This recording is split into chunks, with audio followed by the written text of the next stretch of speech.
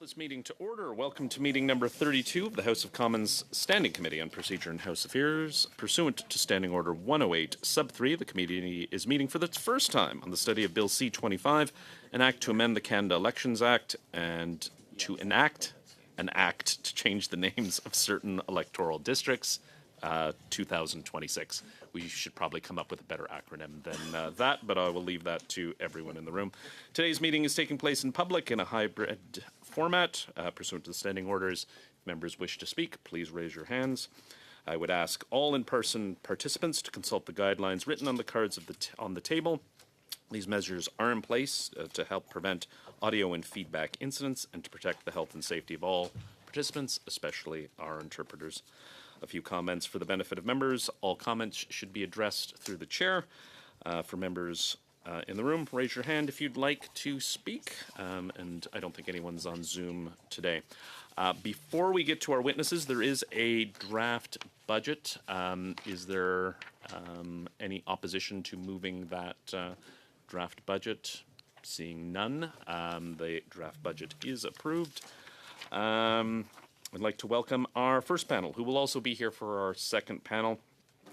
Kathy Howara, Assistant Secretary to Cabinet, Machinery of Government and Democratic Institutions, and Rachel Pereira, Director, Democratic Institutions. I understand you'll be making a brief opening statement, and then we'll go to questions from members. Please go ahead. Je vous remercie, Monsieur le Président, de nous avoir. Thank you, Chair, for the invitation to appear before this committee today to speak to Bill C-25, the Strong and Free Elections Act. I'm the Assistant Secretary to the Cabinet responsible for Machinery of Government and Democratic Institutions, and I'm pleased to be here today with Rachel Pereira, who is Director in the Privy Council Office's Democratic Institutions Secretariat. As the Chair mentioned, the Minister will be joining us at 12 this afternoon to speak to Bill C-25, and until then, we are very pleased to answer any questions the members of the committee might have on the bill in advance of the Minister's appearance. Mr. Chair, we're happy to take any questions. Thank you so much. We'll turn to Mr. Cooper off the bat for 6 minutes, please. Thank you very much, Mr. Chair. I'm going to ask some questions regarding third-party financing. The bill seeks to close what are significant loopholes that allow for foreign funds to be used by third parties for regulated pre-election and election activities by requiring third parties to set up separate bank accounts for those activities and only use contributions from individual Canadians and permanent residents. However, the bill provides an exception to this requirement, and that exception is that if contributions received by the third party during the previous year is equal to or less than 10% of its revenue for that year, that the third party may use its own funds. So on what basis was this 10% threshold arrived at? Why 10%? So thank you for the question, and Mr. Chair, I think it's important to start by noting that we do have an extremely rigorous political financing regime in place in Canada, and this is an attempt to ensure that it continues to be as robust as it can be. We took note of the recommendations that were made by the Chief Electoral Officer, which did point to the need for some ability for certain third parties to be able to use their own funds under limited circumstances. We wanted to prevent, we did not want to prevent third parties from using their own funds. I understand that, but I wanted to know the 10% figure, how it was arrived at, and I take it from your answer that it was based upon the recommendation of a Chief Electoral Officer. We did take that into consideration, yes. Okay, thank you. Now, the exception in the bill bases the 10% threshold on the third party's revenue from the previous year being the calendar year that precedes the calendar year of the pre-election period, or the fiscal year that precedes the pre-election period, whichever the third party chooses. Given that, how would contributions transferred to a third party in any year prior to the previous year be treated. So, for example, if in the year prior to the previous year, the third party received 90% of its revenue from contributions, would those contributions be treated as part of the third party's own funds that could then be used for regulated pre-election and election activities? Thank you for the question. We can return to you with the details of that, but under the Bill C-25 requirements, third parties will need to identify contributions made by Canadians and permanent residents, knowing once the bill has passed, that they will need to record the name, the address, the date, the amount of when those contributions were received in order to use them for regulated activities.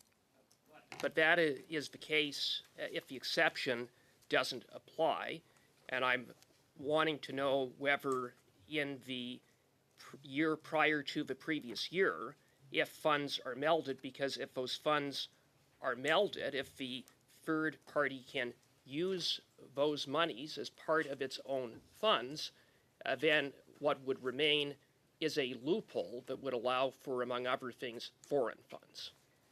Yes, that is the challenge currently, where there is a transparency gap, as you point out, where third parties can receive funding from other sources, and it will look as though it is part of their general revenue. This measure aims to address that going forward. Okay, so will you undertake to specifically answer that question? And how Yes, that I would work? will confirm for monies that were collected previous to the year before the previous election. year. Yes, understood. Okay, and you may not have an answer, so if you don't, to the next question, then I'd ask you to undertake the same. But under the exception, if 10% or less of a third party's revenue came from contributions in the previous year, hence the threshold applying, would those contributions be treated as melded and therefore could be used by the third party for regulated activities? So just to be clear, the threshold would apply, but contributions were made in the previous year, but it's the amount of those contributions is 10% or less. Right, so the threshold for using own funds, and own funds are monies excluding contributions. So those are the revenues generated by the third party. They could use their own funds for regulated activities. So if they meet that threshold of 10% or less received in contributions, they would then be able to calculate the use of their own funds, minus the contributions received. So they can. So how would, I mean, funds are sort of, money is fungible. How would that work exactly?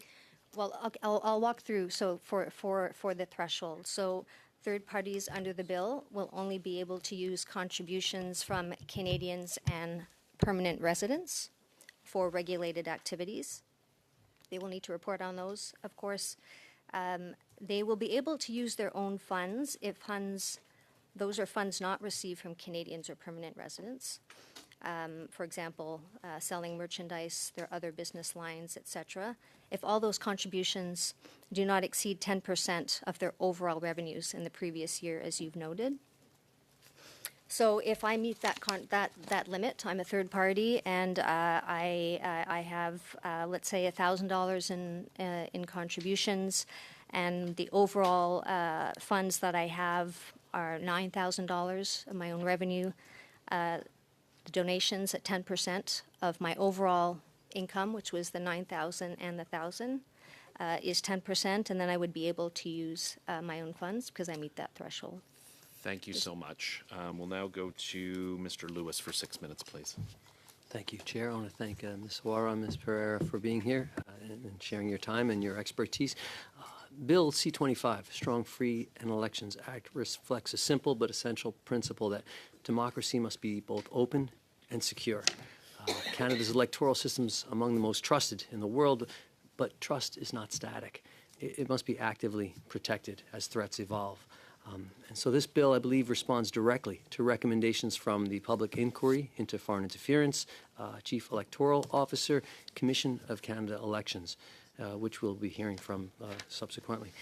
It addresses real and emerging risks: foreign interference, disinformation, deepfakes, dark money, cyber threats, and physical intimidation, without compromising freedom of expression, political participation, or legitimate debate.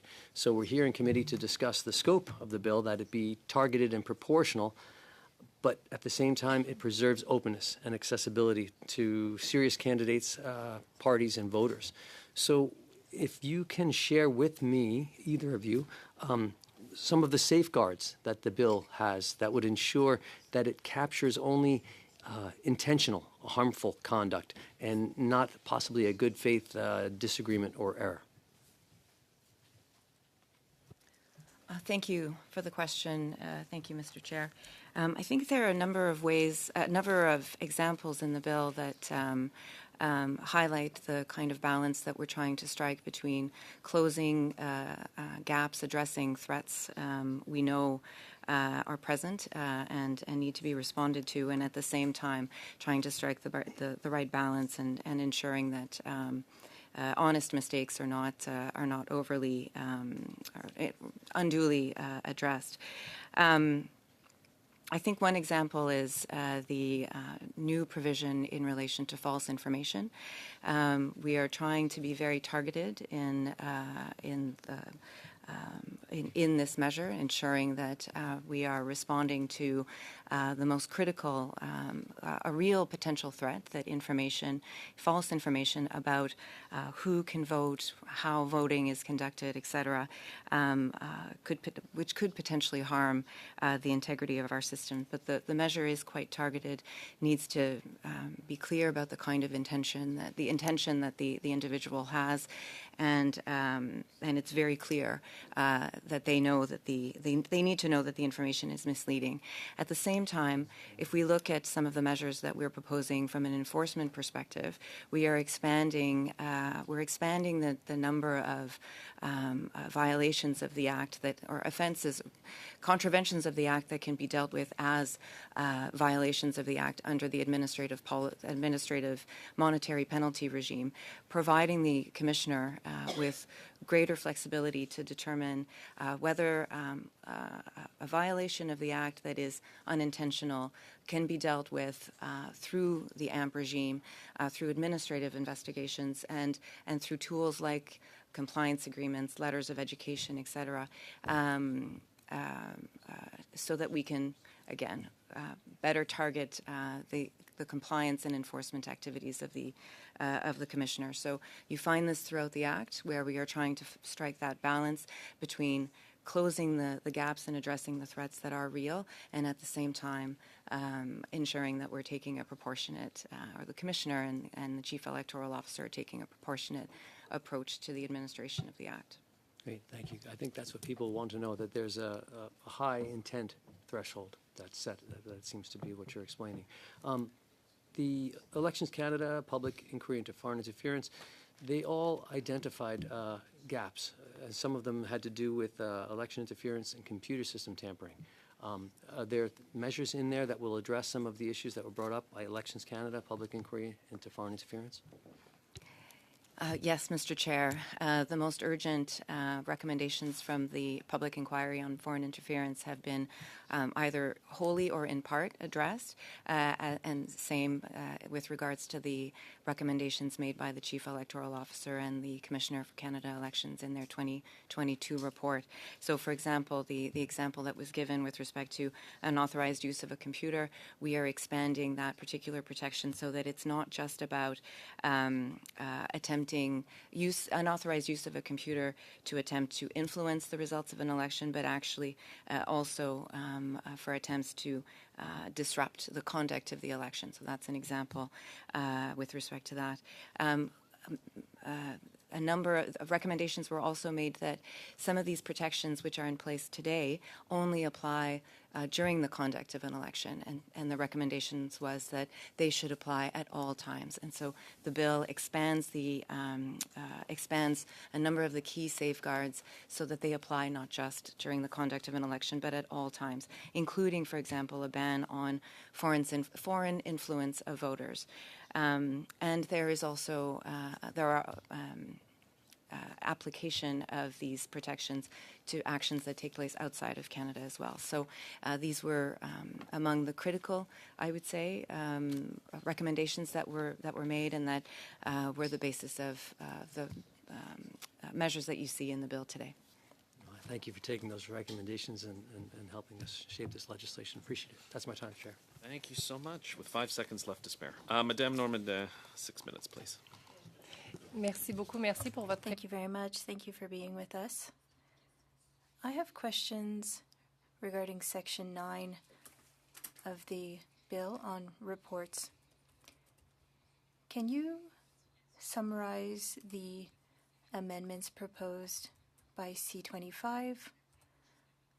What was done before regarding reports 5 days before an event and the days after an event, and what is being modified through C25 regarding producing the details of an event, participants, and guests, for example? Thank you for the question. Regarding changes to the regulated fundraising event regime, currently the regime requires advance notice 5 days before the event with some of the details of the event, including the location and the venue of the event.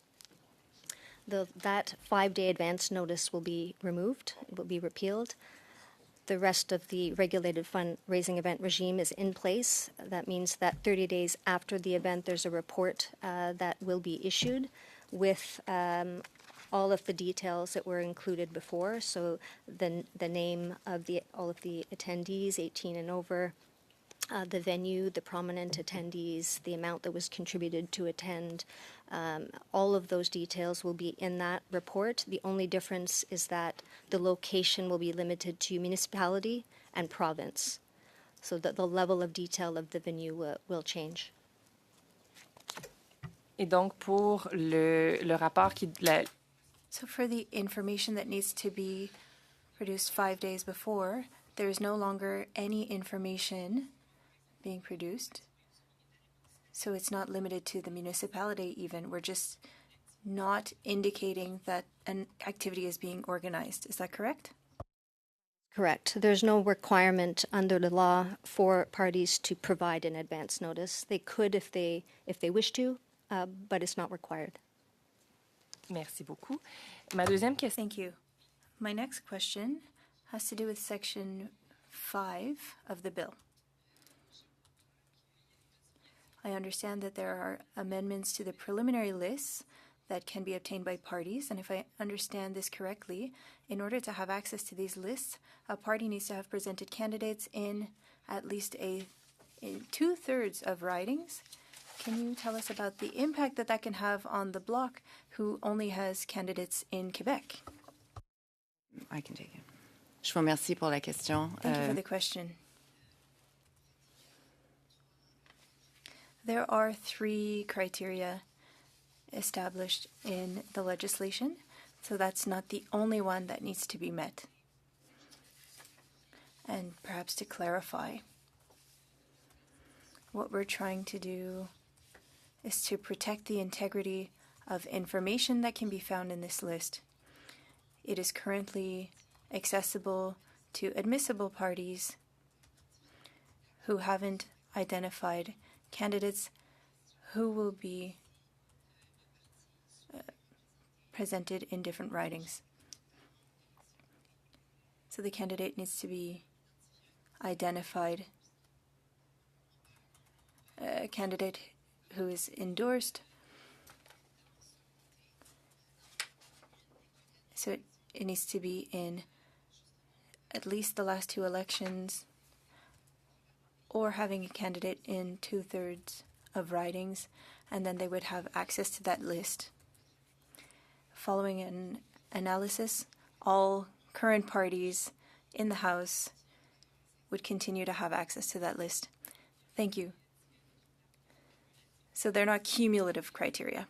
Indeed. Thank you. My next question has to do with protecting data.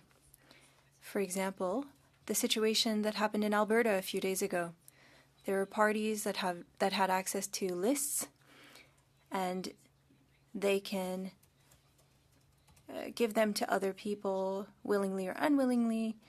And was that taken into account when creating this bill? Are there any measures, any additional measures that were taken? And if not, should that be part of potential amendments that we can propose? You only have 1 minute, but we can come back in the second round of questions. What happened in Alberta is still being investigated, so I can't speak to that necessarily. But what I can say to the committee is that with the given legislation, there are strict guidelines regarding who can receive the list and how it can be used. Only registered and admissible parties and candidates and parliamentarians can receive the list, and it can only be used to communicate with voters. If anyone consciously uses personal information from a voter's list for any other reasons, they are violating the law, and there can be a fine of up to $10,000 and or a prison sentence of a year. The commissioner can investigate any potential infringements to the legislation, and she can do so following the public's complaint, or she can initiate her own investigation. There are measures in the bill, but they don't speak to that element specifically. They do still strengthen the importance of protecting personal information. We'll now go back to Mr. Cooper for 5 minutes, please. Okay. Thank you very much, Ms. Pereira. Just following up on your hypothetical, in the case of the 10% exception, whereby if 10% or less of a third party's revenue came from contributions in the year prior to the pre-writ election year, as I understood you to say, if during that period the third party received $1,000 in contributions and $9,000 in general revenue, the amount of money that they could spend for regulated activities would be $9,000. Do I have that right?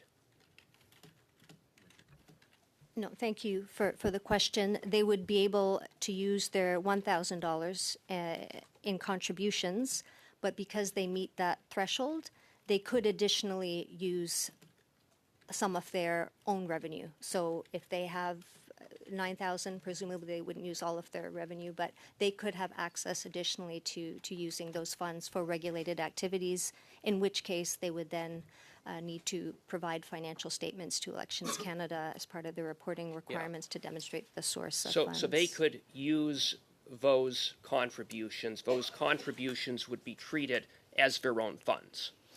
Contributions would be contributions from Canadians and permanent residents, and those would have the name, address, and so on and so forth that are required for the reporting. Okay. So those are contributions from Canadians as required.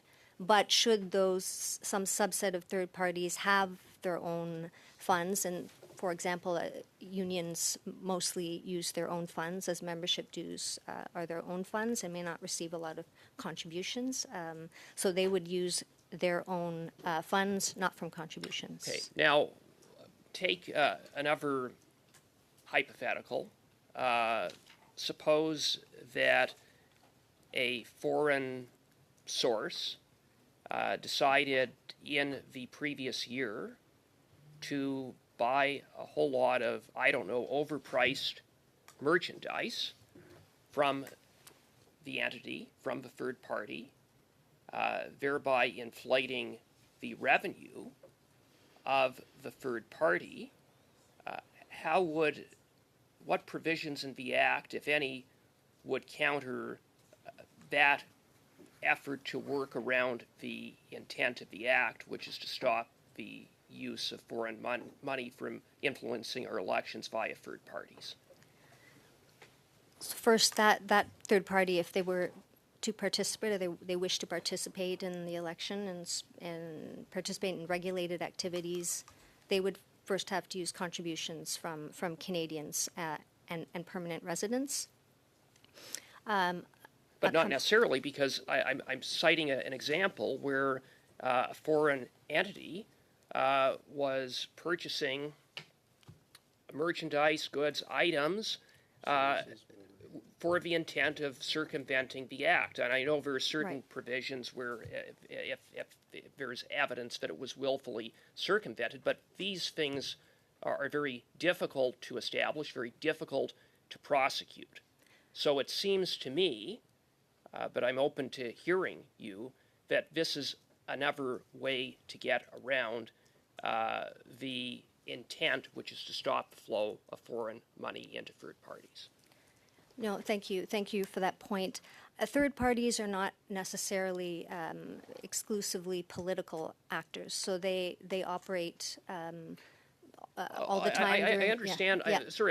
I understand Yes. that third parties can be any number of entities with any number of objectives, but the issue at hand is that foreign money, foreign sources ought not to be influencing our elections, including through third parties. There are loopholes that allow that to happen. This bill goes a long way, I believe, to trying to close those loopholes. But it seems that this 10% exception keeps loopholes in place or opens the door to new loopholes. That's what I want to get to the bottom of. Yes, Very understood. brief answer. Understood.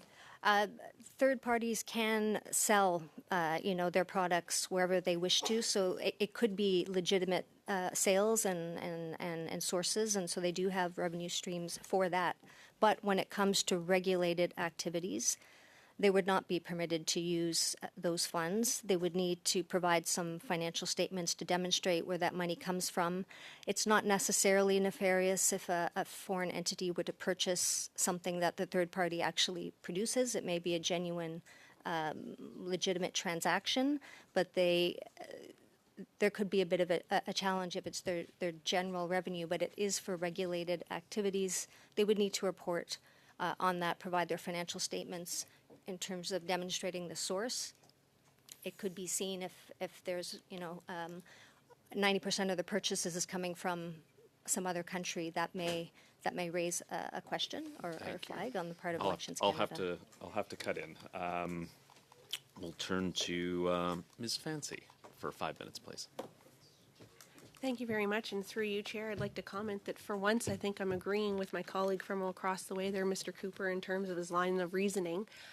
For today, though, I'd like to talk a little bit about mis and disinformation and how we can help some of our vulnerable populations of people in our country. So I'm a former educator, and I really worry about young girls that I've taught, about my own daughter growing up in an environment where what she sees online might not be trustworthy. So having seen firsthand some of the mis and disinformation throughout the election, and this was my first election, I'm increasingly concerned about how quickly these technologies are evolving. So this bill does a really good job in addressing the AI-generated impersonation and deep fakes. So in areas with limited access to local media, where I'm from in Nova Scotia, it's quite rural, where residents might rely more heavily on social media, I'm asking if you feel that these provisions will be sufficient enough to protect voters from increasingly sophisticated digital misinformation.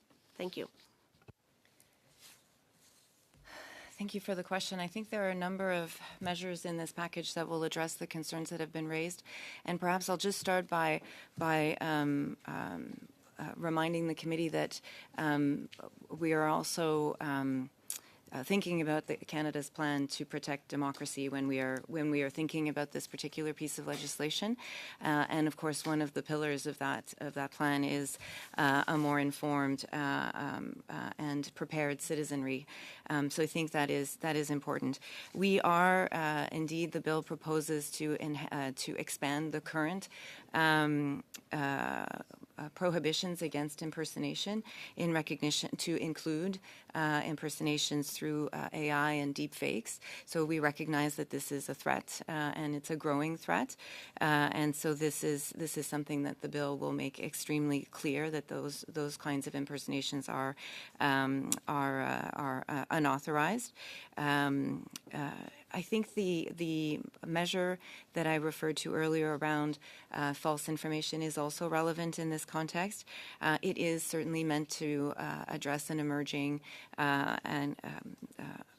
threat and a real potential harm to the integrity of the electoral system, and so this will address situations where an individual intends to affect the outcome of the election, the results of the election, and the conduct of the election itself.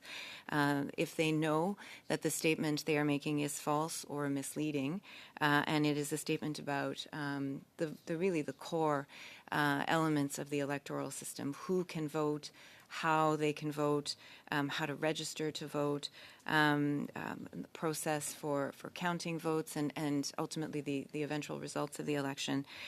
So these are enhanced protections for our electoral system that the Commissioner for Canada Elections will be able to administer. Thank you very much for the answer to that question. I do believe that this bill does seek to strengthen confidence in the electoral system. That as well, in talking with some of my residents in my riding, they talked about changes to riding names and some of the concerns that they might have there. So changes to riding names have raised concern, including with seniors, some of the different heritage partners within my riding, and Indigenous communities. And I'm wondering, how important that is to the electoral district names, and how that reflects kind of local history or local identity, and should there be some stronger safeguards or consultation requirements to ensure that those perspectives are properly considered? Thank you for the question. So the names of riding or of electoral districts are determined by the independent electoral commissions at each decennial exercise. During that process, members can propose names and put forward objections, but ultimately those decisions are made by the independent commissions. However, members of Parliament can, between those decennial exercises, propose name changes to the ridings for Parliament's approval. So in previous decennial exercises, that has been the case, whether through government bills or private members' bills. In 2014 and before that in 2004, there have been bills that have changed the names of ridings. That is within the purview of members of Parliament to propose and for Parliament to approve. Thank you so much. We will now turn to Madame Normandin. 2.5 minutes, please. Merci beaucoup. J'aimerais. Thank you. I would like to come back to the question that I asked earlier regarding using personal data. What we learned from Alberta is that there are situations where women who were victims of violence had to move in order to protect their address and the confidentiality of that. Are there any measures in the bill if someone can request to be excluded from electoral lists? For example, someone who has a violent partner, could they make a request so that their name not be sent to candidates who would have legitimate access to these lists to avoid this falling into the wrong hands? Thank you for the question. I believe, so not through this bill, but there is a existing requirement in the Canada Elections Act. Should an elector wish to be removed from a list, that they can, in writing, request that of the Chief Electoral Officer for a period of time. And they will still receive the voter information card. It doesn't prevent them from voting, but they can make that request. Merci beaucoup. Et sur un autre aspect, Thank you. And on something different now, the minister, during question period at the House and during second reading, said that he was open to reviewing the public contribution to political parties. Do you have at your disposal the annual amounts given in tax credits to individuals who make donations? Do you have this information by political party? Is this information that is available? Je ne suis pas certaine. I'm not sure. I can come back to the committee with that information, but I suspect that it is not available in that way, but we'll verify that. If it does exist, if you can share those lists with us, that would be great. Thank you. To Mr. Jackson for 5 minutes, please. Thank you, Chair, and thank you to both witnesses. Appreciate you being here today. I have a bit of a different hypothetical question than Mr. Cooper. So if I was a foreign entity and I purchased $1 million worth of consulting services from a third party in Canada, how does this act ensure that that money is not used towards influencing a Canadian election?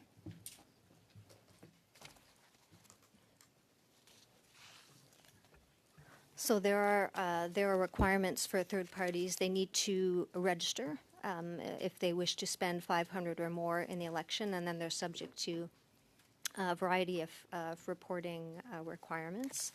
I'm just looking for the maximum thresholds. If you give me a moment. Sure.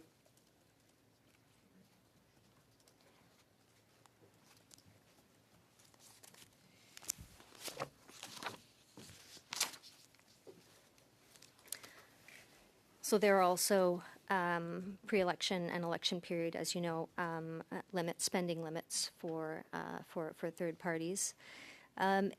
So what this bill does, I'll repeat again, is that for those third parties that wish to participate and register under the Act as a registered political party, they can, during the election period,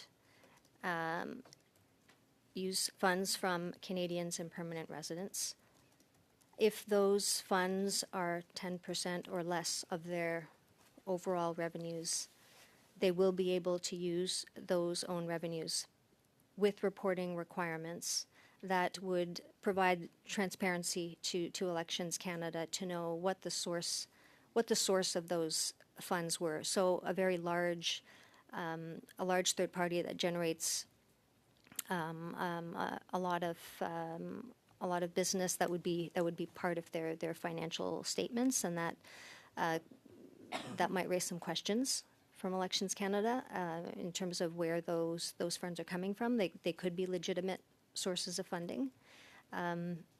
I don't know if that answers your question. Well, sort of. I guess what I'm curious is terms. I'm sure the consulting services in my hypothetical scenario would be legitimate, but if they're being purchased before the pre-writ period, before the year required, it's part of, like, if we're in a 4-year election cycle, if an election is year 4, if they're purchased in year 2 of that cycle, do they fall under the 10% cap as it's set out in this bill? I mean, third parties can participate outside of election periods, and wouldn't be regulated. So it's regulated during the election, pre-election, so election it would period. not fall under the provision then of the Act currently if it was in that year money 2. came in the year before. So if it's the fiscal or the calendar year that they use, that would be part of the calculation.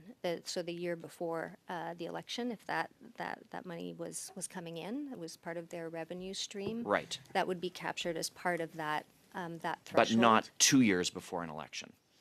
I will return to this committee with a confirmation of that response to your question. Okay, as I would before. appreciate Yes. that very much because I think these Yes. entities or foreign actors are planning well in advance. They know, especially now that we're in a majority, when the election theoretically would be. And so planning out a time frame is not hard for them to do if they're going to make a contribution to try to influence a Canadian election. How much time, Chair? About a minute 10. Okay. Just in terms of the reporting requirements for entities, I'm curious about, you commented on the, if these books are, or contributions are coming through, their books of a third party would have to be, it would have to be categorized separately. Is that a new requirement, or is that something, and what does that look like in terms of the accounting practices for third parties and the change that it will require for them if this bill becomes law? Right, so they, thank you for the question. They will need to demonstrate that the revenues are their own. Not all third parties might have the same infrastructure and the type of accounting and financial statements that other third parties might, so there's a bit of flexibility in terms of it's a statement in line with common accounting principles in the Act, so they would need to provide that to demonstrate the source of those funds. Yes, it is a new requirement because the threshold is a new requirement. I would just add in terms of why the requirement is here, or why the 10% threshold, as it was noted earlier, the Chief Electoral Officer had proposed acknowledged a couple of approaches in his 2022 recommendations report to get at the transparency gap that we're talking about. One of them was to have a more restrictive regime where third parties could only use Canadian contributions from Canadians and permanent residents. But he had noted the potentially significant charter risks with that, given that third parties also generate legitimate funds in Canada, Canadian funds, and so it would have raised some charter questions, which is why he had proposed the approach that is reflected in the bill. Thank you so much. Madame Kayabaga, 5 minutes, please. Thank you, Chair. Apologies for my voice today. I want to welcome the officials in committee today and thank you for the work that you've done on this bill. I think this has been a bill that has had a lot of consultation, and you did provide an opportunity for all members to be able to ask questions and technical briefings, so I really appreciated that.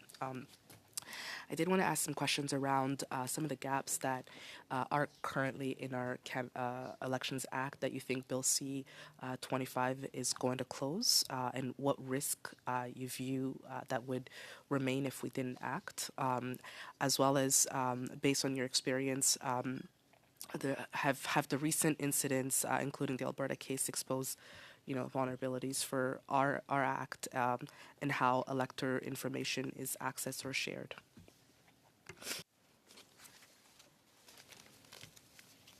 I think, so thank you for the question. One of the gaps we and others had noted was the fact that most of the protections, which are very strong protections for our electoral system, were really only in place for the duration of an election. And so this is one of the recommendations that was made in the context of the public inquiry on foreign interference, that that kind of a protection against, for example, foreign influence of voters or misleading publications, etc., that those really needed to be in place at all times. And so this is one of the gaps that we're closing with the measures that are in this bill. We know that, as was mentioned,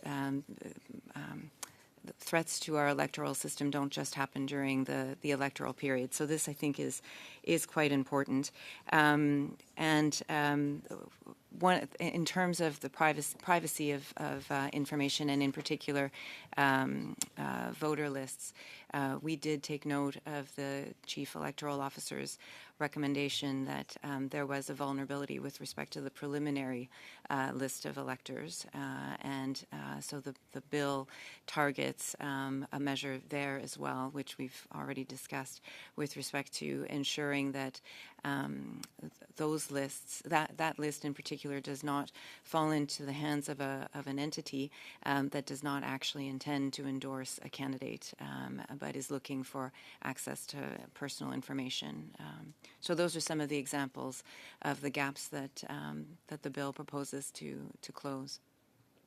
I have a question around the enforcement of that the bill provides. And in practical terms, how would enforcement work when a violation occurs? For example, I do want to also touch the scenario where the new administrative monetary penalties would change behavior compared to how does that change the behavior compared to current regime? If we kept status quo, would that look like versus the new step that we're taking? I think there are a number of important measures that are included in the bill to strengthen enforcement of compliance on the part of the Commissioner of Canada Elections, and this is also a response to the recommendations that she herself has made in 2022. A couple of examples I can point to.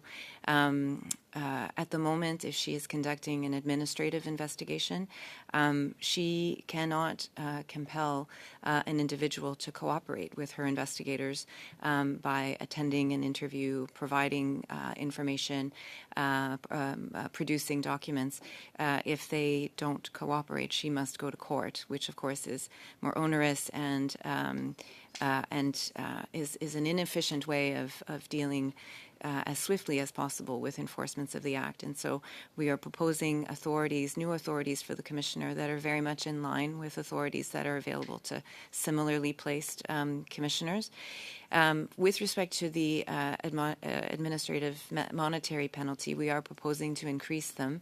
At the moment, the maximum penalty for individuals is $1,000, and that would go up to $5,000. And for entities, did I get that wrong? $25,000. My apologies. So $1,000 to $25,000, and for entities, the current maximum is $5,000, and it would go up to $100,000. And of course, the objective there is a deterrent effect, and would be more in line with some of the regimes that we find in other provinces. Thank you so much. What we'll do next, we'll go through another round short. We'll do 3 minutes Conservative, 3 minutes Liberal, 2 minutes Bloc. We'll then suspend for a few minutes for the Minister, and so we can have the full hour.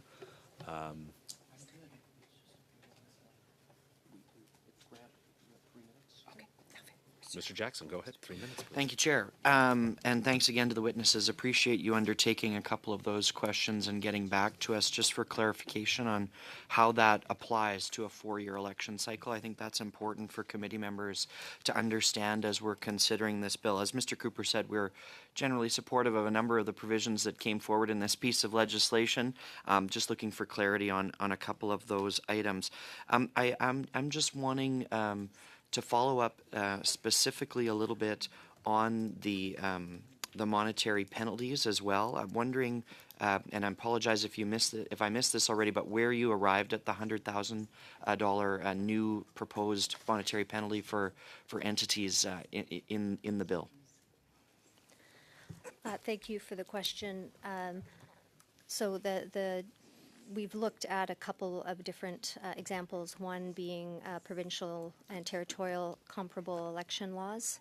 And we also looked at other federal pieces of legislation where there are administrative monetary penalty regimes in place, knowing that the CEO and the CCE have noted that the current maximum amounts of $1,500 and $5,000 for individuals and entities is very low and does not help compliance or serve as an effective deterrent.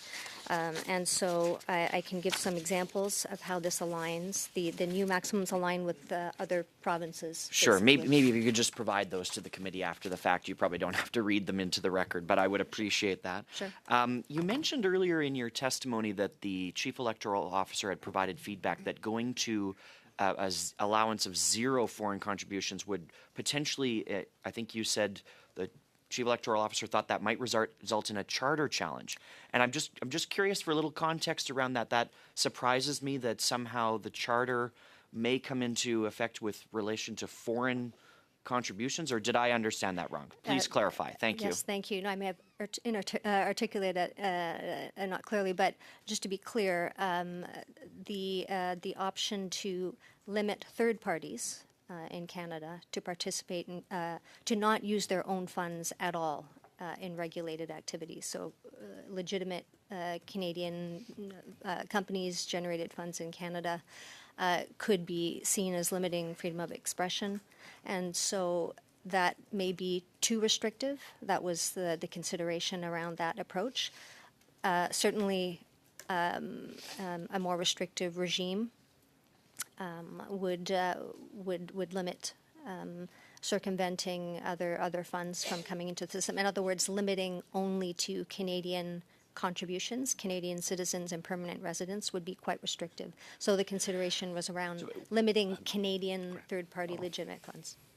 Thank you so much. We'll now go to Ms. Vandenbeld, please, for 3 minutes. Thank you very much, Mr. Chair. Thank you to the officials for being here and answering our questions. I'd like to pick up on actually the question that Mr. Jackson was asking about the administrative monetary penalties. I'm back on this committee after a 9-year gap, and a decade ago, the Chief Electoral Officer was at this committee asking for additional monetary penalties. But in addition to what you just outlined, the reason was that there's a really big gap between a criminal threshold and $5,000. And so there were a number of things that otherwise, if it was a penalty, might have been pursued, but it didn't really warrant going the criminal route. So is this also a way that we can address those issues where it wouldn't probably be something that would go before the courts, but it was bad enough that should warrant a high fine?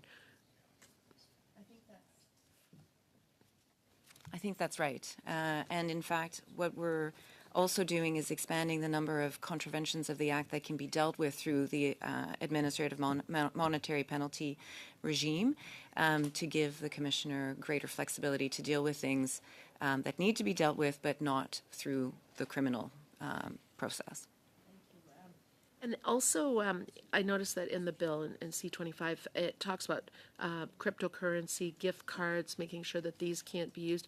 I would have assumed that that was already the case. I know that we have such a strict regime that it, I think, comes as a surprise to most of us that cryptocurrency donations and such would even have been allowed. So is this something new, or is this, yeah? Okay. It is new. Okay. So we will be introducing that prohibition, or Parliament would be introducing that prohibition in the Canada Elections Act for the first time. And it is meant to respond to the fact that these are difficult to trace and can be a conduit for foreign or dark money coming into the system. So a robust system will become even more robust. Sounds like some very important changes. Thank you. Madame Normandin, 2 minutes, s'il vous plaît. Merci beaucoup. Thank you very much. A lot of the new amendments have to do with candidates for party leadership. And we're adding potential candidates as well. Parties have different processes for nominations. It might be more difficult to know what defines a candidate, and can you describe how we'll define a potential candidate for different offenses? It seems to be quite subjective. Have you thought about how we are going to identify a potential candidate in order to better frame potential offenses? Yeah, thank you. Thank you for the question. potential candidate is already defined in the Act. I'm sorry, I don't have it in front of me, but the changes you're referring to, where there are new protections for nomination and leadership contestants or contests, or certain measures are not being limited to the election period, so the limitation on during the election period would be removed. Consequently, that would include, potential candidates, eligible parties, so the actors that operate also outside of an election that would be captured. So those sort of consequential amendments to those provisions to ensure that all of the actors that operate not just during an election would be captured, so they are prohibited at all times. Thank you so much. We'll suspend for 5 minutes and come back with the minister, who I see in the back of the room.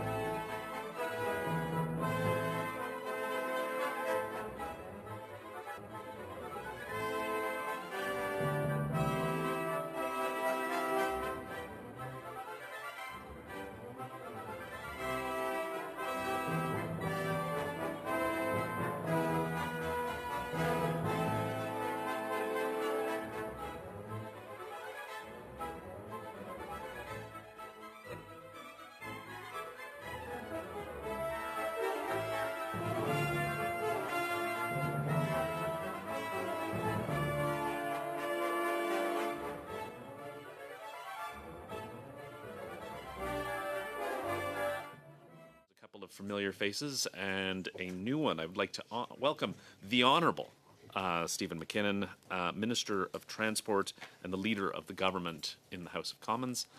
Your opening statement. You have 5 minutes, sir. Merci. Merci beaucoup, Monsieur le Président. Et Thank you, Chair and committee members. I am pleased to appear before this committee today to discuss Bill C-25, the Act to protect our elections and the Strong and Free Elections Act. It is at the heart of our electoral system and permits and ensures that elections are free, fair, independent, and secure. Its strength lies in regular updates and improvements that take into account new and emerging threats, expert recommendations, and lessons learned. Act, the government has introduced targeted priority updates to strengthen and protect Canada's federal elections. It draws on recommendations from the Chief Electoral Officer, the Commissioner of Canada Elections, and in a more timely way, the public inquiry into foreign interference in federal electoral processes and democratic institutions. It is the product of consultations and collaborations with members of Parliament from all parties, because I strongly believe that changes to the regime that governs how elections are conducted should be based on consensus as much as possible. Moreover, I am pleased to share that all of the legislative recommendations from this committee's study on unduly long ballots have been incorporated into the bill.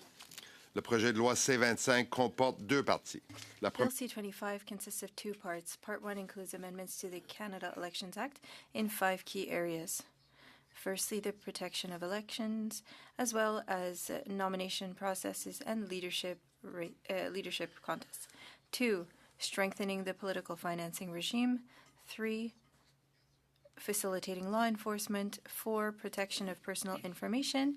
And 5, addressing excessively long ballots. Part 2 of the bill provides for the renaming of 19 electoral districts as proposed by current members of Parliament for those districts. Chair, I will try to be brief, but I would still like to outline the main measures in Part 1. First, the bill will expand key prohibitions related to federal elections, such as those against undue foreign influence, corruption, and misleading publications, so that they apply at all times. This is necessary because threats to elections are not limited to the election period. The bill also extends these key protections for the first time to nomination and leadership contests, races, which, as we all know, are important democratic processes that feed into elections.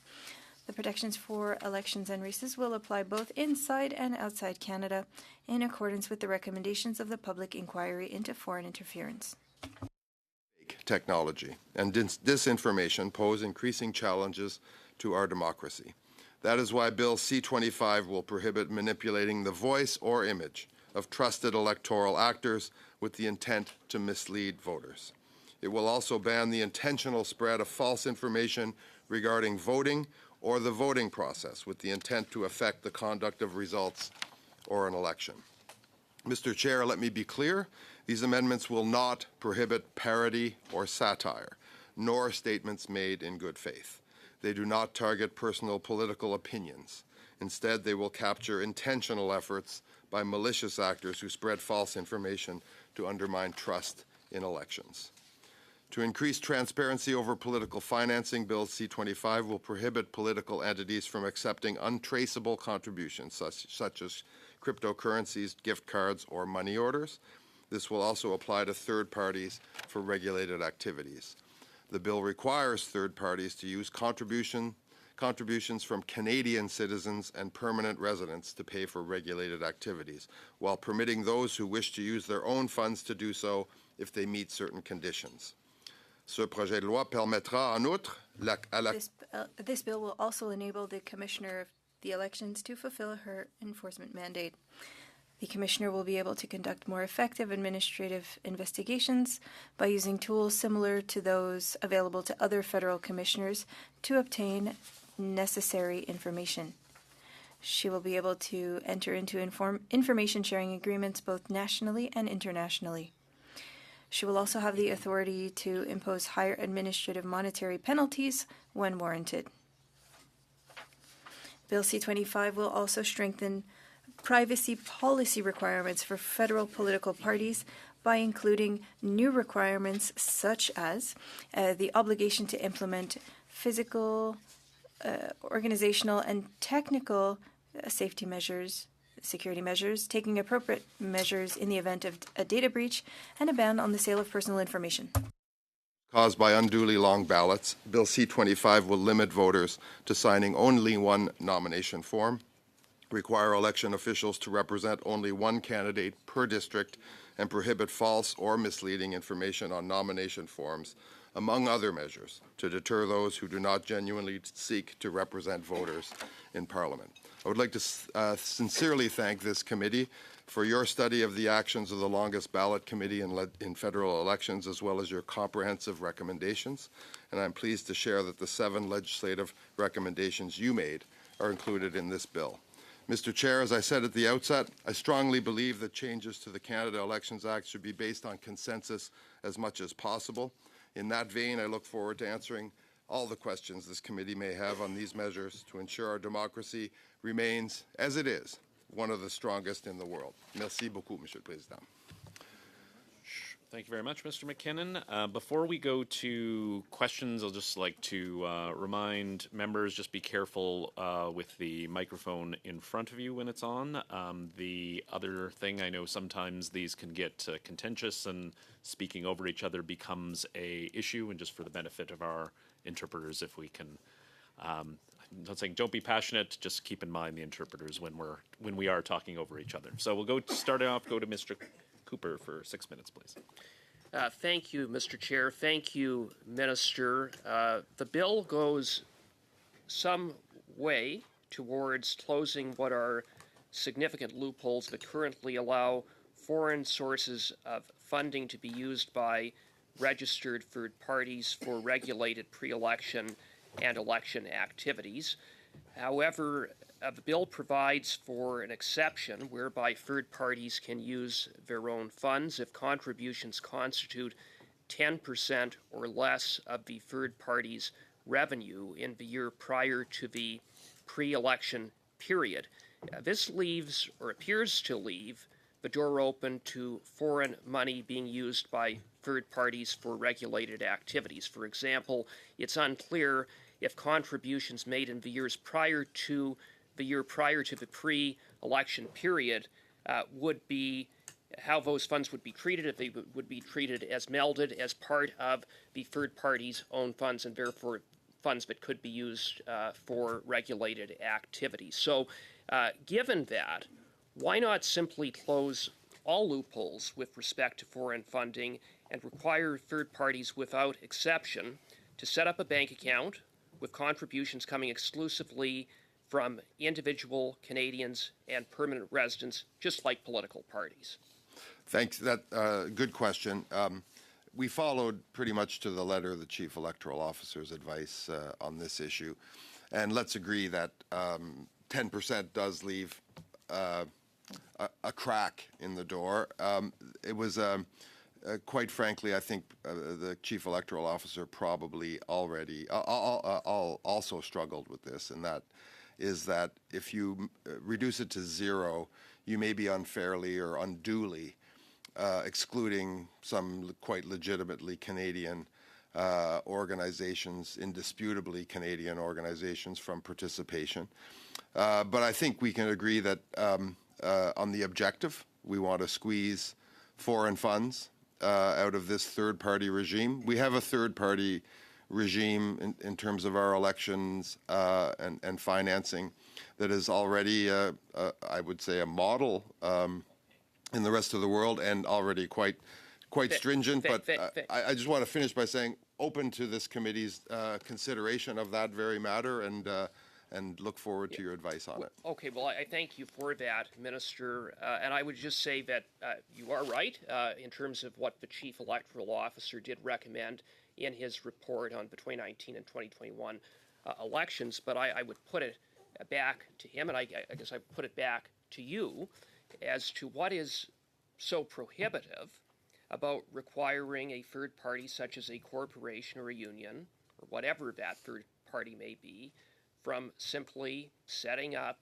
a separate bank account and to solicit contributions from individual Canadians and PRs for the very specific purpose of engaging in regulated pre-election and election activities.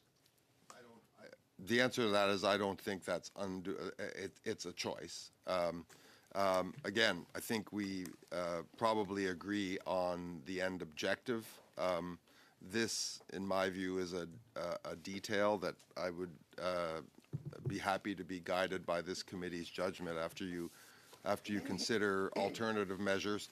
I don't think, or I don't at least detect much difference between all parties on the end objective here, which is to squeeze foreign funding from third parties out of our election scenarios.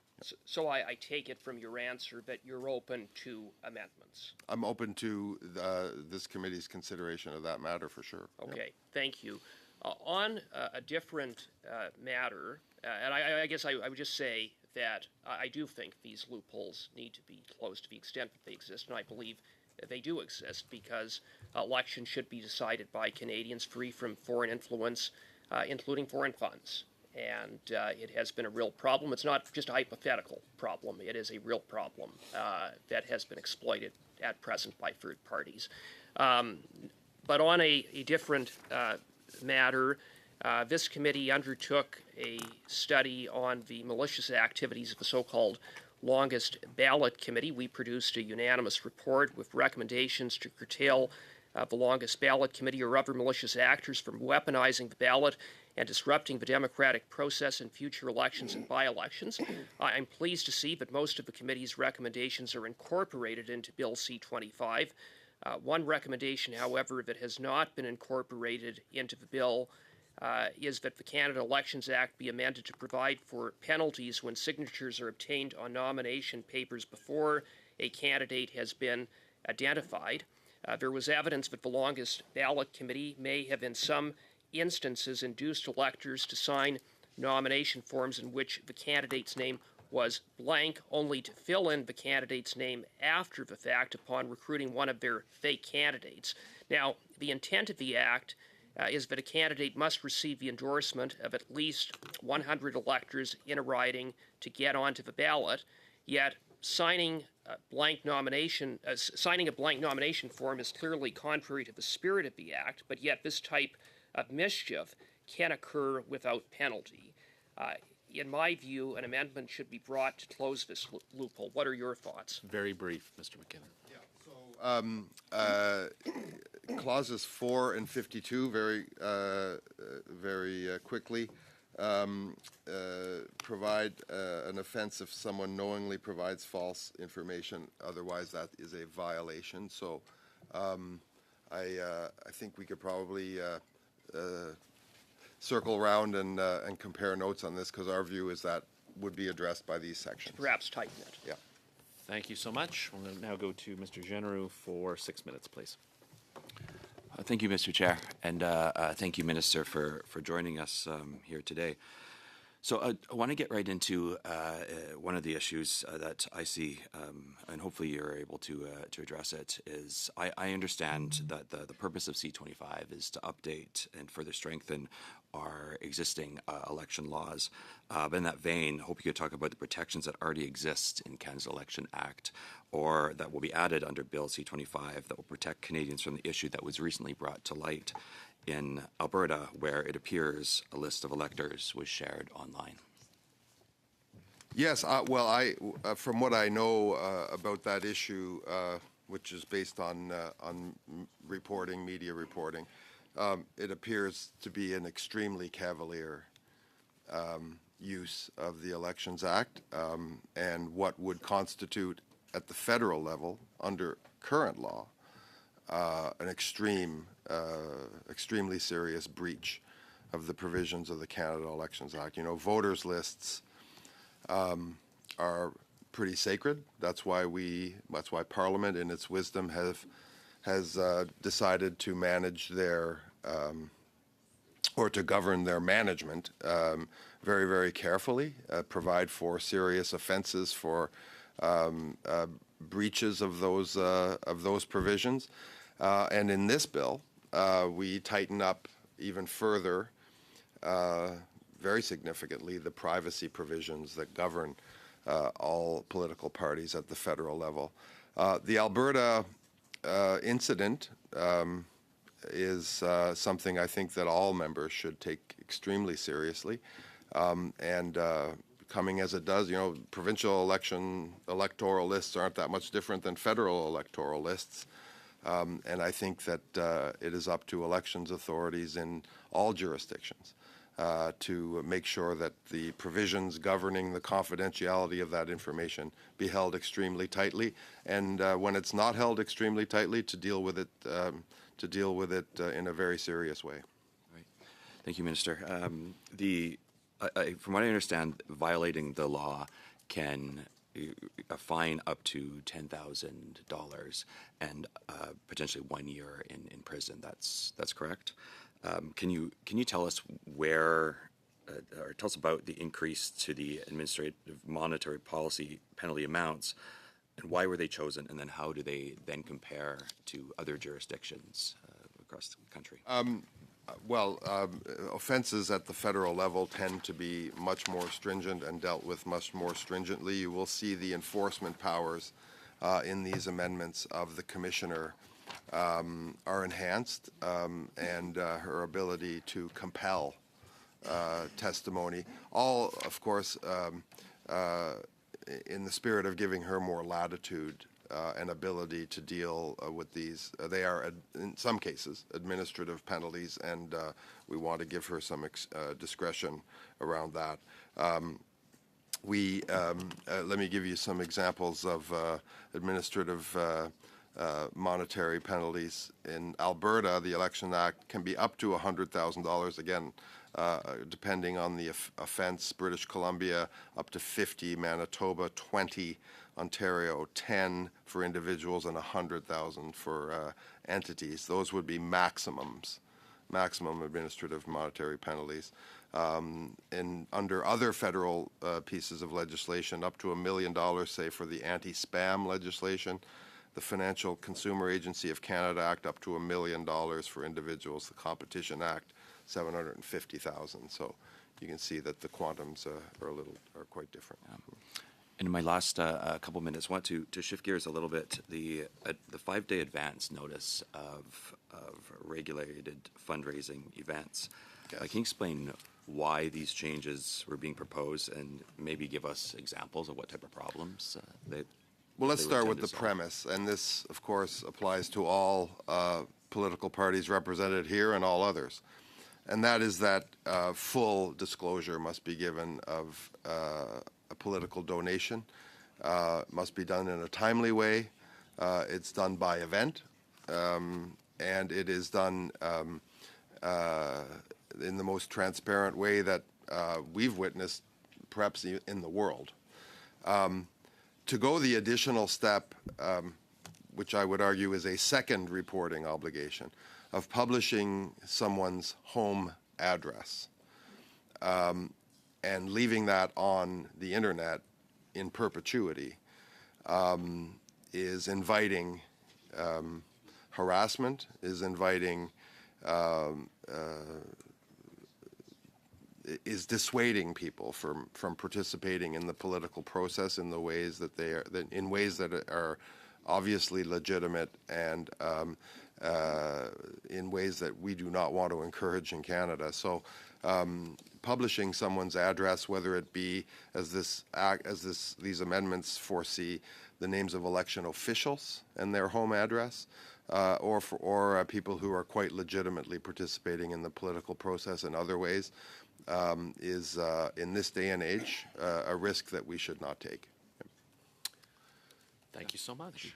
We'll now go to Madame Normandin. 6 minutes, s'il vous plaît. Merci, Monsieur le Ministre, pour votre présence. Thank you, Minister, for being with us, and thank you for being a part of this process. Thank you for your speech in the House, and thank you for staying for statements by members.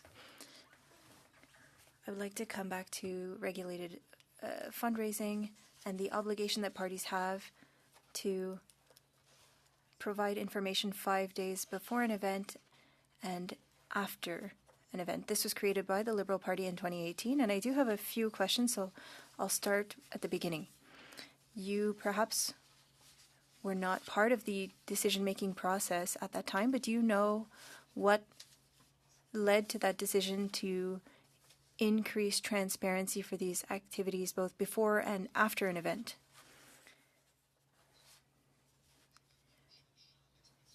We want to have a very transparent democratic process, and we are learning and we make adjustments.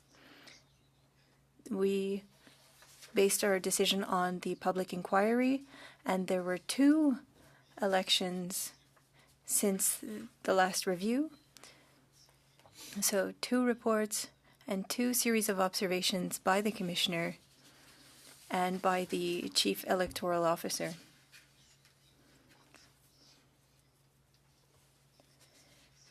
Now, regarding your question, I think that we're keeping that transparency goal in mind. There still needs to be reporting regarding a fundraising activity, so this information is made public. It's very difficult to declare any kind of revenue before an event is held, and the decision, as I just mentioned to my colleague from Edmonton, and so requiring publishing an address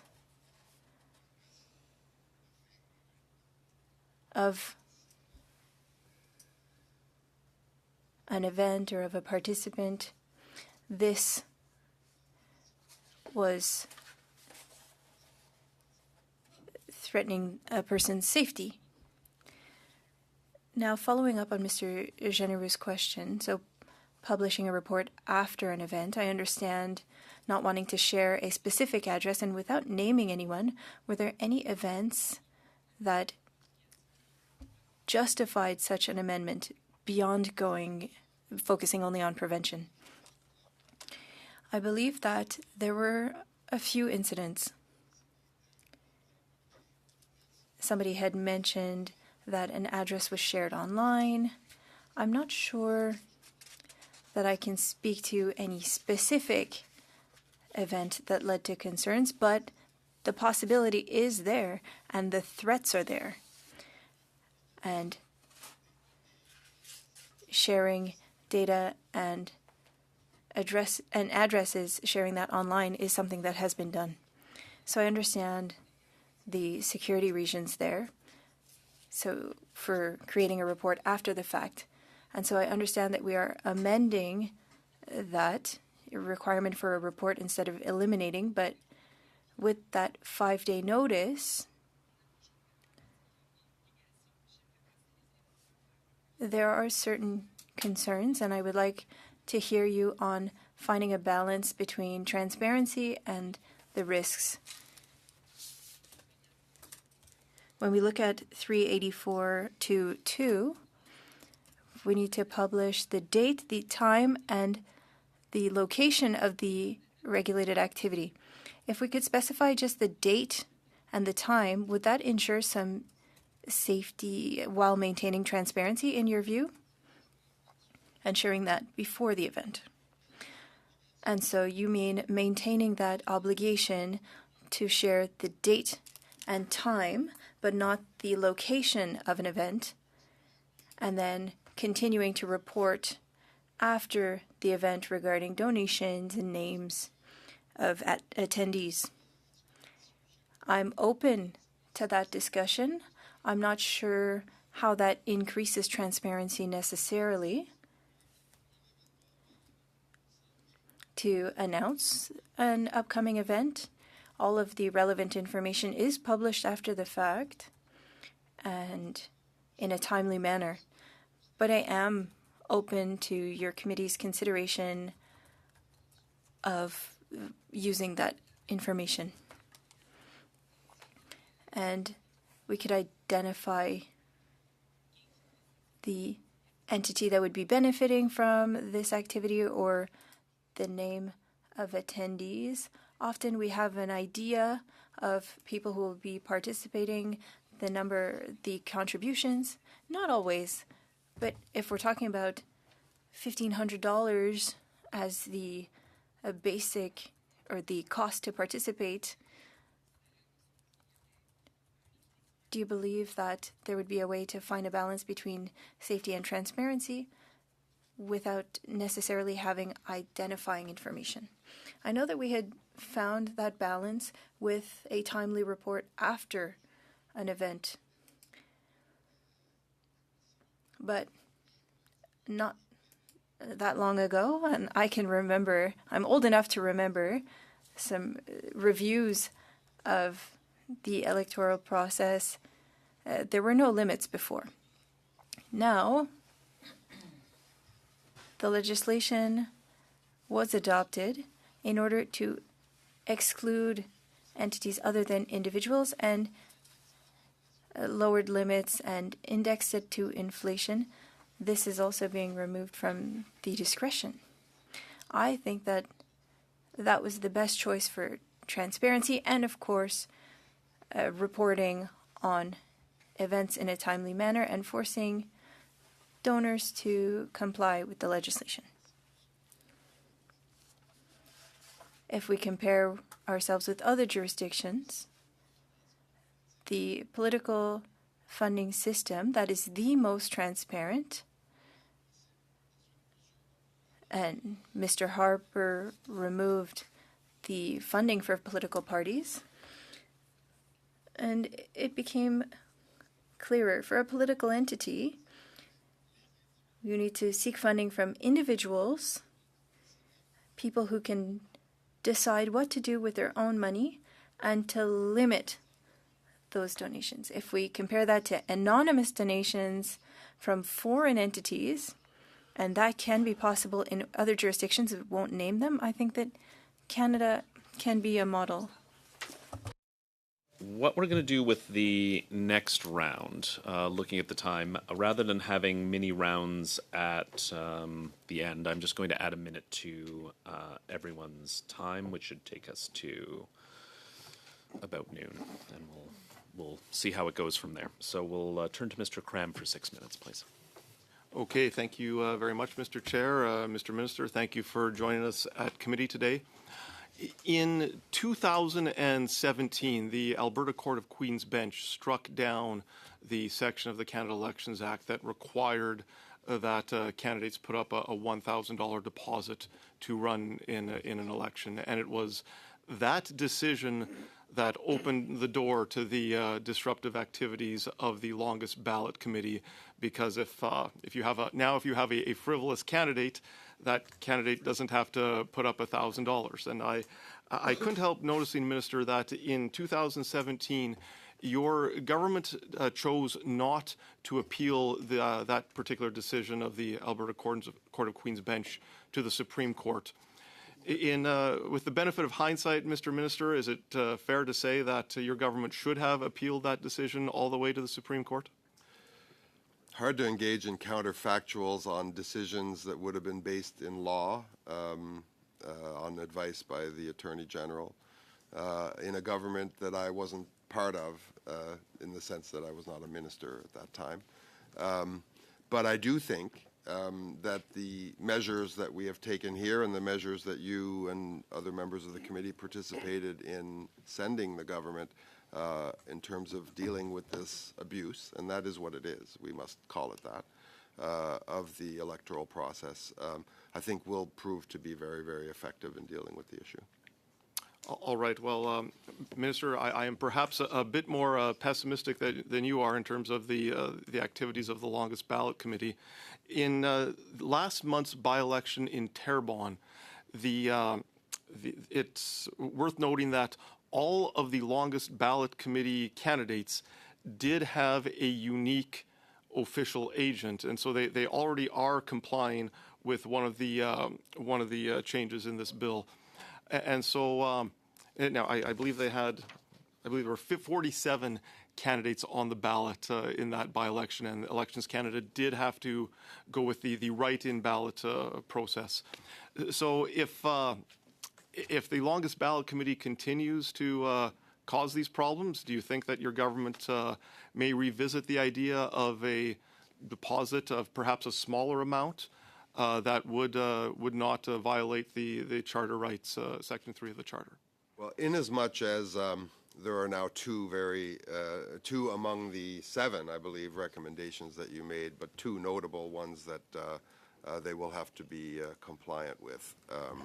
I do think the time will tell, but we believe nonetheless that it will have a dissuasive effect, and taken together all 7, hopefully even more so. I really don't want to be in the position of second guessing a decision that would have been made on factual and a legal assessment led by the Attorney General of the day.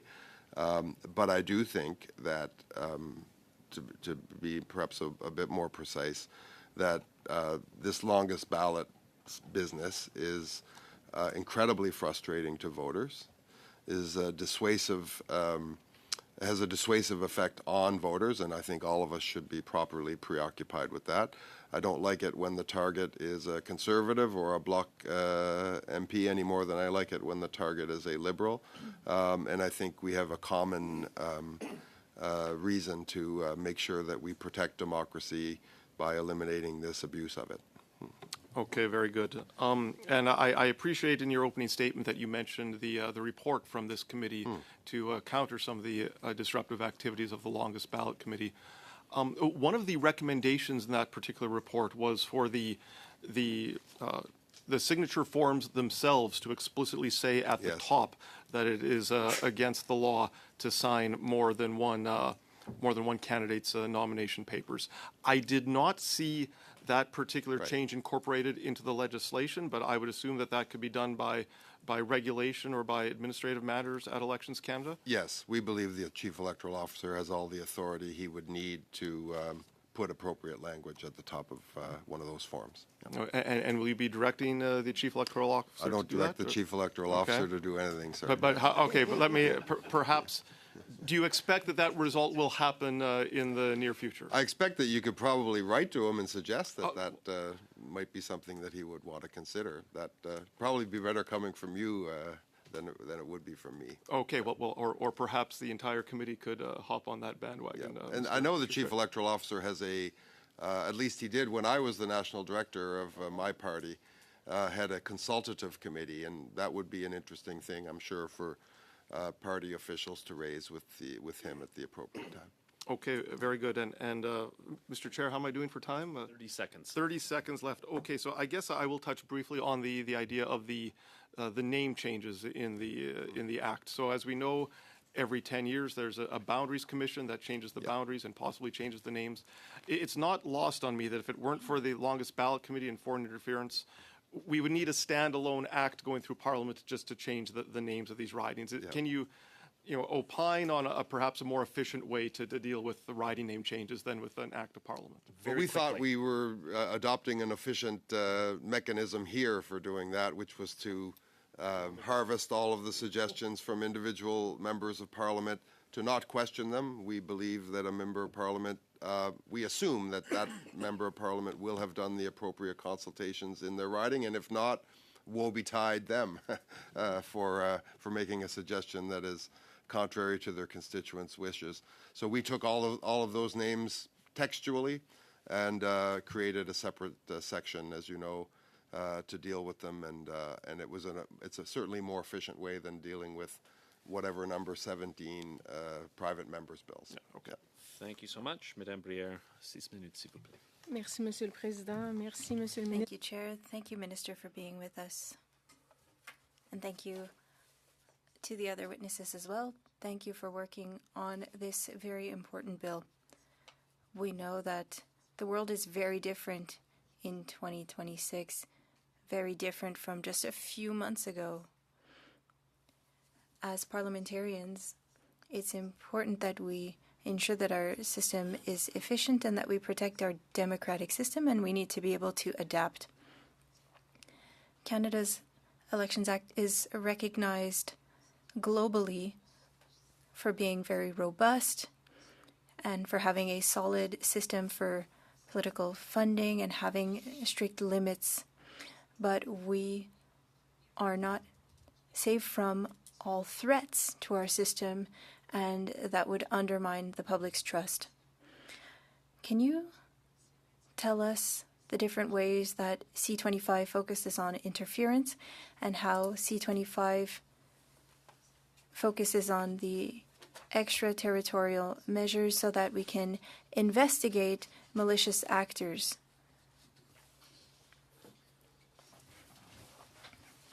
This is a very current and relevant issue.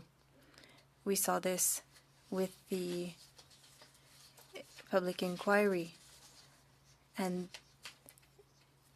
this is part of why we have focused on these changes. I know that Elections Canada is focusing on this, and there are two other measures that we announced in tabling this bill regarding oversight and surveillance of foreign disinformation and misinformation. We have increased capacity in the government. And there's a cabinet directive as well regarding elections and public reporting. And so the system has been updated, and it seemed to work well during the previous campaign.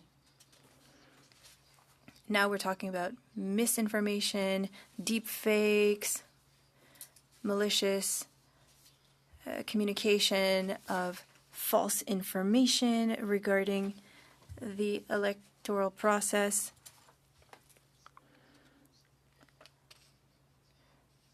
We are excluding, of course, parody and satire. And this is simply sharing one's opinion during the electoral process, but willfully sharing false information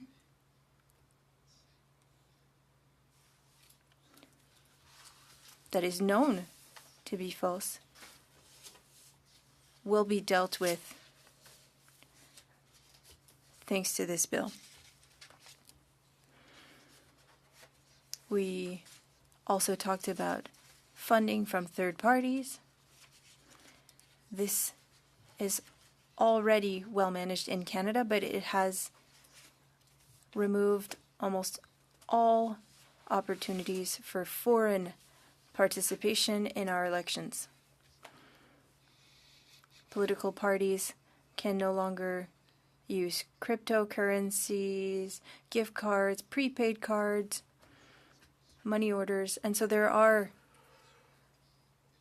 all of these things were recommended by Elections Canada or the public inquiry, and I hope that we will be adopting a series of measures that will be responding to all of the recommendations. Thank you. How do we extend this to extra territorial influence? We are extending the scope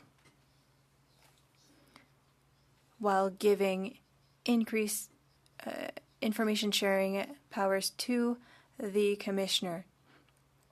So they will be able to share information, and this will allow the commissioner to have access to the necessary information if she has to investigate an activity or any issue. She will have the same abilities as a police agency. I think that I wouldn't be wrong to say that it's important for you to receive consensus for this bill. Can you tell us why, and are you satisfied with the consent that you have? I take the matter of protecting our institutions very seriously. I think that it is important for all of us. We need to agree on the rules of the game. We see decisions made in other jurisdictions, and they are negatively impacting democratic participation. The fact that Canada is trying to constantly protect its democracy and adopt legislation to do that shows how seriously we take this and shows the goodwill of all of us here. We are telling Canadians that we can agree on these rules. Ms. Bruyère, I can't imagine a better example for Canadians and the world, in fact, than what we have when political parties agree on the legitimacy of our political practices. Ms. Normandin, 3.5 minutes. Thank you, Minister. You talked about the funding for political parties and about what Mr. Harper did. And I would like to talk about the use of public funding and the democratic vote. And I'll give you an example. There's a direct correlation between state funding and the number of voters. But with the current formula, there are tax credits. I would say that these funds depends on the depth of the pockets of those who are making donations. If I make a donation to the Bloc Québécois, I receive a tax credit, so I'm forcing the government to give money to the Bloc. So it depends on voters' abilities to make donations. Do you share my view on that? I have participated in this discussion a few times, and I understand the different points of view. There are jurisdictions that have public funding in Canada at the federal level. And Parliament decided to remove this ability for political parties and that they have to have donations from Canadian individuals. I'm intrigued, but not necessarily convinced regarding public funding for parties, but I do understand the argument. I think that you shared it, or your colleague did in the House during the debate on second reading. I find that it's a reasonable observation. Canadian taxpayers contribute and have tax returns, and so we have public funding through our tax system. It's a choice that was made.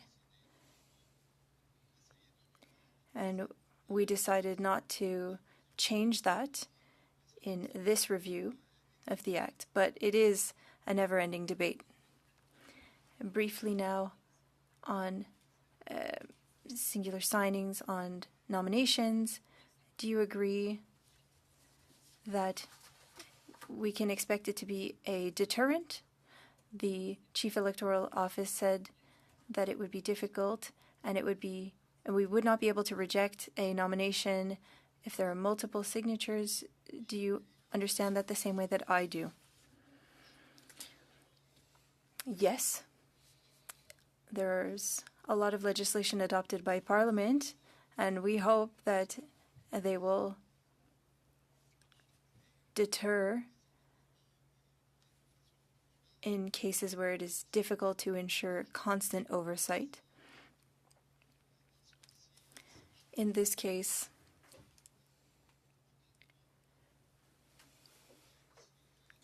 knowing that Parliament, if adopted, will have shared its discomfort with specific activities,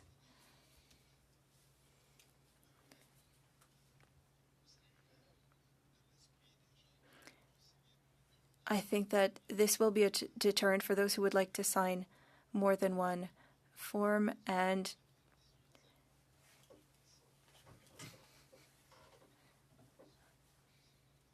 I think that these measures will be strong enough. Thank you.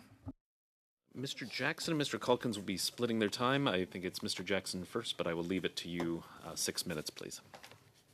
Thank you, Chair, and thank you, Minister. Minister, I just want to begin by saying I appreciate your collaborative nature on this piece of legislation. As a new member of Parliament, this is my first government bill that I've had the opportunity to scrutinize at committee, and I think, you know, it's very good to see. I just wonder if you would agree, you know, the purpose of the bill is to collaborate, to put forward improvements that will hopefully reassure Canadians in the soundness of our electoral system and in the way we elect government in the country. Would that be a fair assessment to you? Yeah, the only thing I'd add to that is informed by expert opinion and analysis as offered by the Chief Electoral Officer, the Commissioner, and the foreign inquiry. Sure. And the foreign interference inquiry. Right. And do you think this committee plays an important role in reassuring Canadians of that purpose as part of the legislative process? I think this sends an incredibly strong message. When we look around the world, when parties are, we don't agree on much, Mr. Jackson, but when we can agree on the rules of the game, that I think sends an incredibly strong, unmistakable message to Canadians, for sure, to your constituents and mine, but around the world, that in this day and age, parties are able to come together and agree on the rules and always find a more perfect expression of our democracy. That's pretty potent. Well, I appreciate that, Minister, and I do think the committee's forum is the best place for those types of agreements to come. So after your government attained the majority last week, you shut down a number of committees, and I just wonder if you think that that is counter to the purpose of what Bill C-25 is trying to do. Are you sending conflicting messages? Well, I don't think that's any different. We're always looking for the purest expression of democracy. I think the government has a large, probably the largest role to play in ensuring that work of this committee, as it is currently, be done in public and done in as transparent a way. I believe fervently in the role of Commons committees to study legislation, to approve spending, to examine government policies and priorities, and to make a report on those. Unfortunately, it sometimes falls down in the execution, but I accept that the government has the largest role in making sure that that is the case mostly, if not always. So in terms of moving forward then, we can expect less of the behavior of last week, not more. Well, I think I can tell you what you can expect if you tell me what I can expect. Fair enough, Minister. Mr. Calkins. Thank you, Minister. One of the gaps that we have, I think, was in the foreign interference investigation. was the nomination process. So I appreciate the efforts on the actual deliverance of an election, but I think we've seen and heard enough testimony to understand that nomination contests, which are very party-oriented, and there's a reluctance, I think, for some to let Elections Canada enter into the nomination process too much. Yet here we are dealing with this potential problem. I mean, we knew about 11, up to I think it was 11 people that might have been influenced. All political parties involved in this problem, particularly from the United Front. So I guess my question is you've added some penalties for this. What about the prescriptive nature of nominations? How is that going to change in the legislation, or is that something that you're going to allow the electoral officer to design and implement? You're talking about the actual holding and the rules governing nominations? That's correct. So you'll know, Mr. Calkins, you and I share a bit of history on around this place, and you will know that in 2003, I believe, the Elections Act began to regulate party processes, especially the financing of party processes. And we have, over the years, tweaked, tried to continue to perfect that system. The line we have never gone over, and one that I do not believe we should traverse, is I believe political parties should be able to govern their own democracy. That is not to say there are not things like financing that should not that should have public scrutiny and legal scrutiny, and Parliament has, in its wisdom, decided to do that, and I think that's a good thing. But parties are also public goods. They are imperfect. They're made up of volunteers. Anyone who has served on a volunteer board, whether inside a political party or in a charity or in any other kind of organization, knows that volunteer organizations, they're sprawling, they're hard to govern, hard to enforce rigorous standards. But the Conservative Party, the Bloc Québécois, the New Democrats, the Greens, the Liberal Party of Canada, for sure, I think should be the default choices to govern how their candidates are chosen, as in who is eligible, how the processes of electing candidates or leaders, for that matter, is set out, and the financing, as is appropriate, is a public matter and therefore should be regulated by our public institutions like Elections Canada. But the actual rules governing nominations and democracy in political parties. I'm going to have to cut you off there. You're over. Is I think important to stay in their hands. You're also over. Admonish the minister. And I'm sure you agree. We'll turn to Mr. Lewis for 6 minutes, please. Thank you, Chair. Thank you for being here, Minister. Appreciate this. In your opening remarks, and we've had this discussion before, you emphasized consensus. Mr. Jackson used the word collaboration in developing this legislation. I know that recommendations came from the public inquiry into foreign interference, from the Chief Electoral Officer, the Commissioner of Canada Elections, indeed this committee's studies. Why is this broad support particularly important right now, that Canadians see this as a non-partisan electoral measures that we're taking?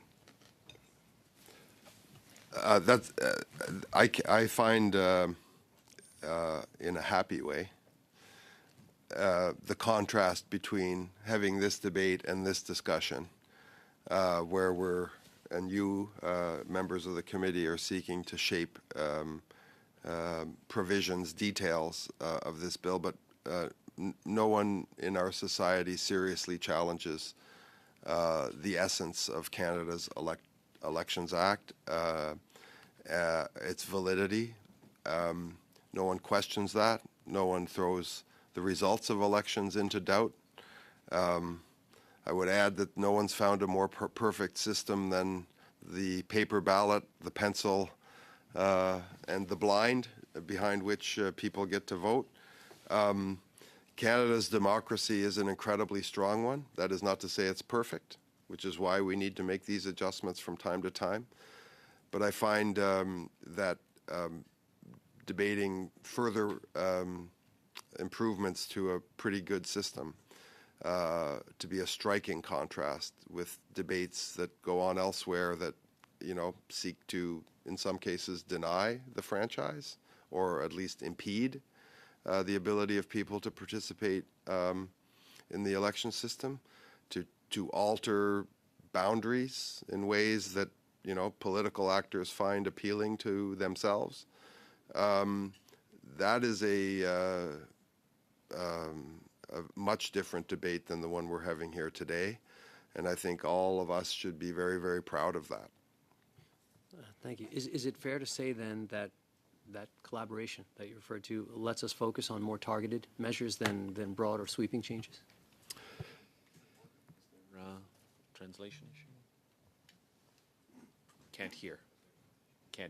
Can you maybe speak a little louder, Mr. Lewis? I can do that. I'll lean into it. I wanted to know if that level of collaboration would let us focus in on. No, hang on, Mr. Lewis.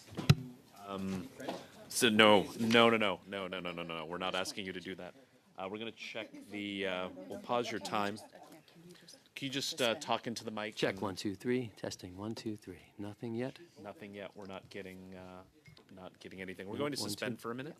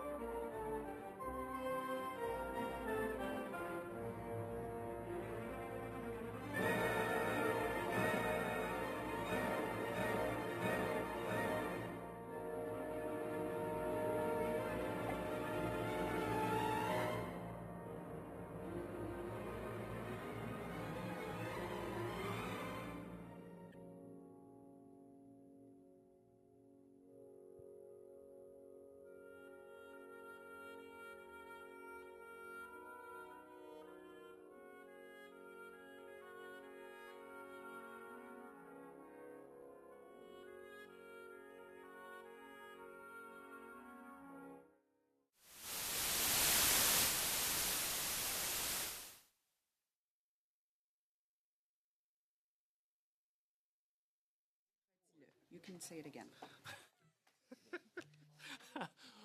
This committee stands adjourned. La réunion est adjournée.